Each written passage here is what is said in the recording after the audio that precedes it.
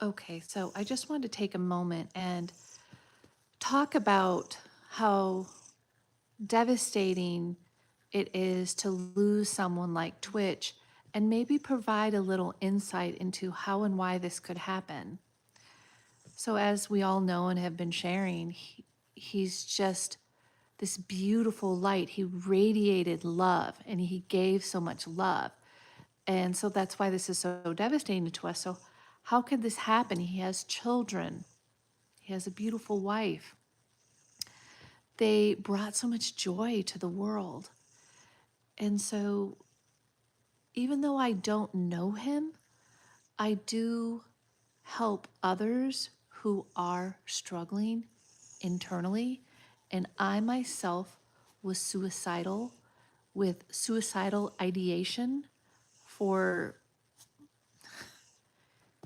30 years. Literally, that, yeah, roughly 30 years of my life, I had suicidal ideation. So I can relate to what it feels like to not want to be here. And I can explain to you what's really going on now that I'm on the other side of it and I have peace and joy every day. How is it different now? Well, before I identified with my wounds. So when you identify with something, that means I didn't see me, the real me. I saw the person who was affected by her experiences. And typically, the experiences are shame experiences done to you, so any sort of traumas. But we can also do things that we regret. And so that can happen as well. And so we see ourselves as the bad behavior. So if we feel bad, now we're identifying that I am bad. And so that's a really important thing to know about feelings as well. And I want to integrate into this conversation ego and higher self. Because again, if you identify with the feeling of feeling bad, that's going to not be healthy and perpetuate a negative, untrue story about who you really are. And what I teach is that you really are your heart self. You're not what happened to you, and you're not what you've done. That's not who you are. But back in the days of my suicidal ideation, I totally correlated and identified, aligned with the injured me. So to help us understand this, let's just take, for example, the person that comes into the world pure, babies are pure, innocent, perfect little beings, right? And let's say nothing has happened to that baby, right? And the child is growing up, and then a very traumatic experience happens to the baby. That baby didn't change, that child didn't change who they are from the experience. But that's what our brain does. If we don't get the support we need, the comfort we need, the encouragement we need, and the empowerment that we need, especially in childhood when that happens. So if the help didn't come, it is very natural and normal to identify with the negative experience that happened, the trauma that happened. So suddenly you go from, wow, that felt bad, to I am bad. That's how it happens. And if that story never gets interrupted, the I am bad story, that's who you think you are. And so another way I describe it is wounded ego. That is your wounded ego. It's not your true self. And your true self, a term that I like to use is your higher self. Your true, authentic higher self is that pure, innocent baby. You have never stopped being that pureness that came into the world. Things happened to you. things happen to you. Hi, Milo. They happen to you. But what happens to you is not who you are. So again, for years, I identified myself with my pain. I made my pain who I was. Well, that's not a winning combination. It's not a winning story. It took a lot of work. It took getting a lot of help to retrain my brain. And now that's what I help people do. Retrain. And actually, the training includes tons of love that you bring in to that self, that aspect of yourself, that inner child that identified with the negative experience, whether it was your behavior or behavior done to you. So imagine the person in your internal life that's harboring a secret, the secret of pain, of identifying with the wounded aspect of themselves, making that be, when they look in the mirror, they see the wounded person. They don't see the true person. And so I call that living hell on earth. It's too much to bear because it's not true. Anytime we live not in the truth of our authenticity and the truth of who we are, these beautiful souls. So you're believing a lie. You're believing that you are what happened to you or any behavior that you may have done. That's not who you are. So back to, if you're in that story, you're in that loop and nothing has come along to interrupt that loop, or you've suppressed all these feelings so that nobody even knows. They're hiding inside. Honestly, that's the worst kind, because what we've learned in psychology and in our healing practices, that we need to actually share our feelings, get them out, confess, speak forth. If you don't share your feelings, they stay stuck inside. A great way to imagine feelings that are stuck inside is think of rotting food. Rotting in your refrigerator. You know how you got to clean out that refrigerator because stuff starts to rot and stink? That's what happens to suppress negative feelings. So again, go back. Let's say you're a child, a negative experience happens, and you happen to have family around you, someone around you, guardians that help you, support you in that. You express your feelings, they listen to your feelings, they love you, they make sure you know that that's not who you are, it's not your fault, the whole thing. The emotional support, the empowerment, that is really the big tilting point right there in that moment. So something happened to me when I was young, and I did not have that person come along and say to me, it's not your fault. You didn't deserve to be treated that way. It's not okay what happened to you. That was never said to me. Never said to me. So I stuffed those feelings because in the moment of the trauma, I felt extreme embarrassment and shame for being me. So of course I grew up with suicidal ideation because being me wasn't safe. I experienced shame in the moment that I was being me. Okay? And that trauma. So deep down, I carried a message inside that I'm not enough. I'm not worth being known. So I need to hide. And I was afraid to be me. So it took, when I got older, the pain of life got to be so heavy that I reached out and got help. Some people don't even want to reach out and get help because they have so much shame that they're not even worth getting help. That can happen too. So this is why the world needs more and more love and more compassion. I'm glad so many voices are speaking out to say this message. Everything about the way I healed and the way I coach is through love and compassion. I don't believe in shame. I don't believe in guilting. I don't believe in any of that. I believe in love, compassion, and non-judgment for you. And then also to that younger self of yours that felt all of a sudden these awful feelings of shame and embarrassment for being themselves.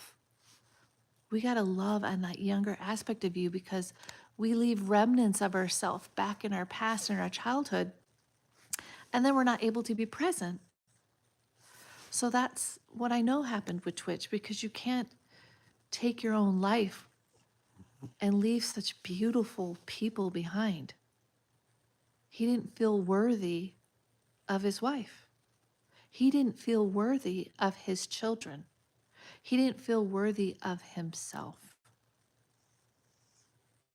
And I think what kept him going for years was being love to everyone else, almost like a recompense. Like if, and it was real. We all can say it was real. Yes, it was absolutely real. But deep inside, he had the internal pain where he identified with the wounded ego. He identified with the wounds, with what happened, his experiences. And I would have loved to have come along, or someone come along and interrupt his negative internal story that he had going. Because that's the internal story is a lie. He's a beautiful, beautiful soul. Where, part of my journey was looking in the mirror every day and saying, I am beautiful, I am lovely, I am loved, and I am lovable. It's so easy for me to say that now, but back in my healing, I could barely look in the mirror and do it. It was hard to do. But I retrained myself. I forced myself to do it every single day for like a year. That was one aspect of what I did. And I would even start singing and smile at myself. It was very unnatural in the beginning, but I knew that I had work to do here. I saw other people had experienced negative things, traumas, and had healed and were able to move on. And I clung to that. I truly said, if they can do it, I can do it too. So I know that Twitch is at peace now. He was such a beautiful, lovely soul. His pain was not who he was, but the wounded ego inside convinced him that that's who he was. And he believed that story. That's it. That's what it boils down to.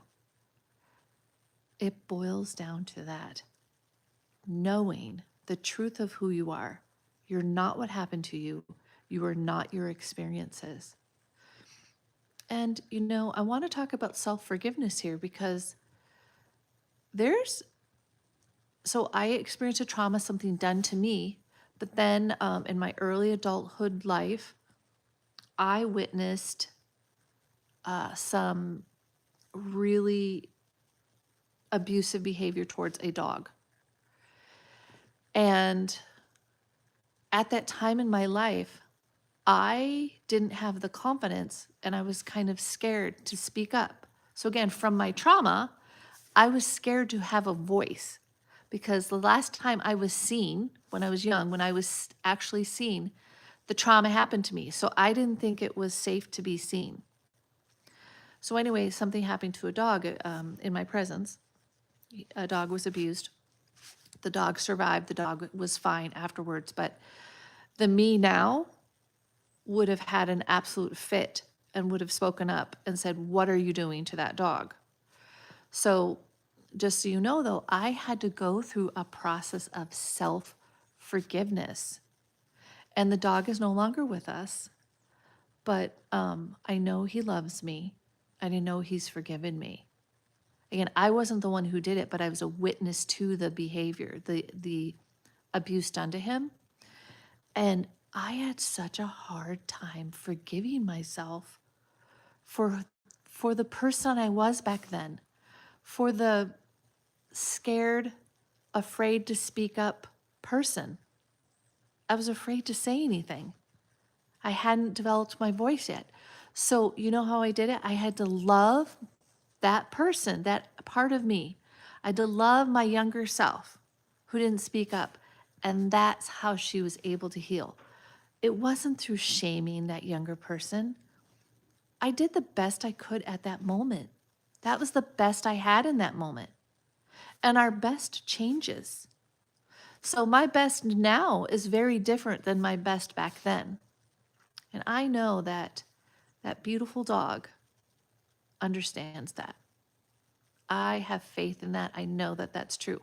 But in my healing, I had to write the dog a letter, explain to him just how much I loved him and how bad. I let the feelings flow. I let the feelings of regret flow. I cried, I grieved. And this took, I would say, a good 3 months for sure. Of obviously, I didn't bawl every day, but it was present with me for about 3 months. And I allowed it to be present. I didn't make it wrong. I allowed myself to grieve. And then finally the day came where I knew, I felt like God, divine source, gave me peace and just was like, you know what? The dog knows. He loves anyway. That's the beauty of dogs. We know this. They're unconditionally loving.